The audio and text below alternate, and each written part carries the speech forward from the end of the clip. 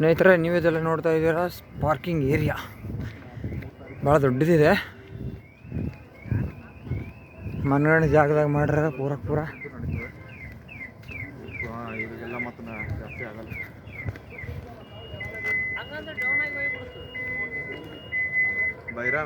ನೀವು ಇದೆಲ್ಲ ನೋಡೋಕತ್ತಿದೆಲ್ಲ parking area.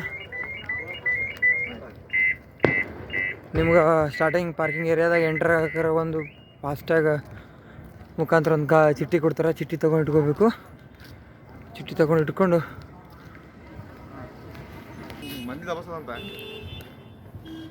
ಚಿಟ್ಟಿ ತೊಗೊಂಡು ಬಳಕ ಎಲ್ಲ ಫುಲ್ ಪಾರ್ಕ್ ಮಾಡ್ಬೇಕಾಗ್ತಾರೆ. ಗಾಡಿ ಕಂಡ್ರಪಟ್ಟೆವ. ಪಾರ್ಕಿಂಗ್ ಏರಿಯಾನು ದೊಡ್ಡದ ನೋಡ್ರಿ. ನಾ ಗಾಡಿ ಬರಲತ್ತವ. ಹಾಗೆ ನಾವು ರಾತ್ರಿ ಬಾರಕ್ಕೆ ಬಂದಿದ್ದೇವೆ ಅಂದ್ರೆ ಭೀ ಬಂದೇ ಬರಲತ್ತವ ಗಾಡಿಗಳೆಲ್ಲ.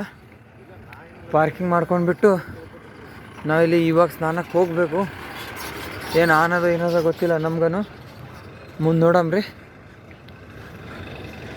ಸದ್ಯಕ್ಕೆ ಪಾರ್ಕಿಂಗ್ ಏರಿಯಾಗಿದ್ದೇವೆ. ಪಾರ್ಕಿಂಗ್ ಏನೂ ಪ್ರಾಬ್ಲಮ್ ಇಲ್ಲ. ಫಾಸ್ಟ್ಯಾಗ್ ಮುಖಾಂತರ ನಿಮ್ಮ ಫಾಸ್ಟ್ಯಾಗಿಂದ ಒಳಗಡೆ ಕಟ್ಟಾಗಿ ಬಿಡ್ತಾರೆ. ಎಲ್ಲ ಒಳಗಡೆ ಹಾಕಿ ಸೇಫ್ಟಿಯಾಗಿ ಲಾಕ್ ಹಾಕ್ಕೊಂಡು ಹೋಗ್ಬೋದು.